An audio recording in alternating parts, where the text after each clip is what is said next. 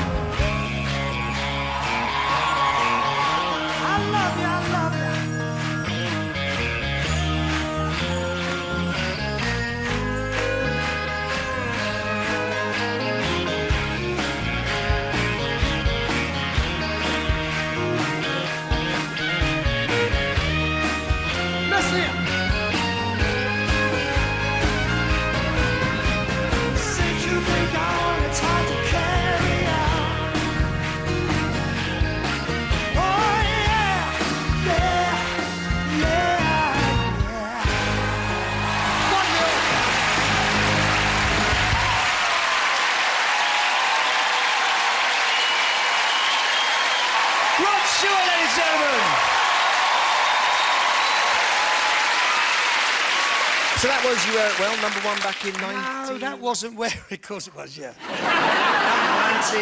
1972. Yeah. 72. We were around Ronnie's mum's house, which was a council house near the airport, and we're just halfway through the song and all the lights went off, because no one had a shilling for the meter. So we finished the song. Do you remember a shilling? We finished the song a couple of weeks later. That's not the only #1 we're going to be hearing, because tonight Rod will be performing some of the iconic hits that have made him the legend that he is, such as I Don't Want to Talk About It, and of course Maggie May. We also have a very exclusive one-off performance, joining Rod on stage for a truly unique performance of Handbags and Glad Rags. The Stereophonics are going to be here. We're looking forward to that. Tonight, Rod's going to be bringing us some of his interpretations of soul music's greatest songs, the hits that have shaped, influenced and inspired him throughout his career. These are really special songs, aren't they? Yeah, they are. There's, and I don't know if you ever got the album yet, just come out, but these are the guys, oh, bless you. These are the guys I grew up on. If it wasn't for, you know, Sam Cooke, Otis Redding and James Brown, I don't know, they gave me the direction. They did The Cloud when I was a teenager, and this is more or less just a tribute to them. Tribute to them and a real treat for us. We're going to have a cracking night tonight. But it's not just about hearing Rod sing. We're going to get to know the man himself as well, because earlier this week I had the pleasure of visiting Rod and his lovely family at the family home to talk about his life and his music.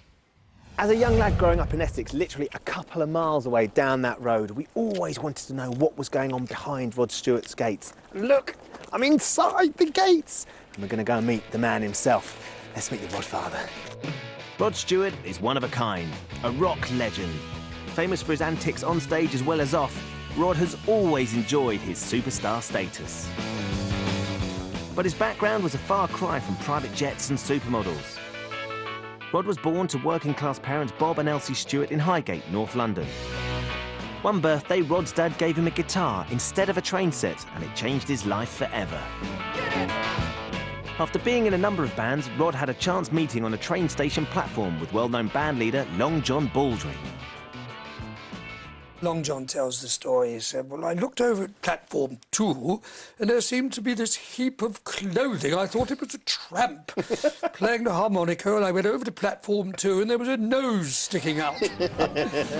He gave Rod a paid position in his band and a one-way ticket to fame.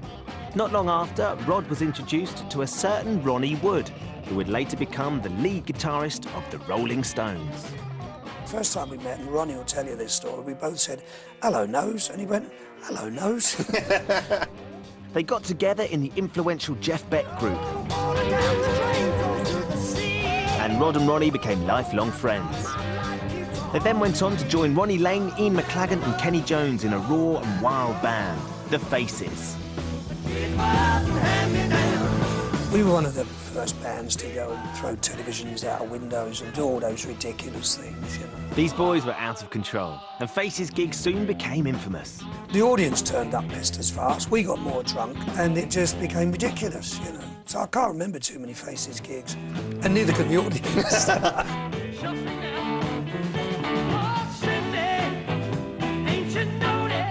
Rod was enjoying the life of a rock star with The Faces, but at the same time had a solo deal that saw the release of a single that would make him a household name.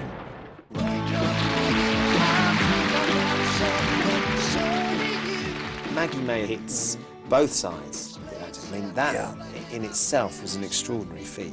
Which didn't nearly go on the album because the record company didn't think it had hit potential. And there was a disc jockey in Cleveland that flipped it over and it became a hit. Simple twist of fate. Oh, Maggie, I couldn't have tried anymore. Rod was to remain at the top of the charts for years to come, and his unique voice has been hailed as one of the best ever. James Brown very famously paid you a wonderful compliment, didn't he? Ah, he did, yeah, bless him. He said you were music's best white soul singer. Oh, behave yourself.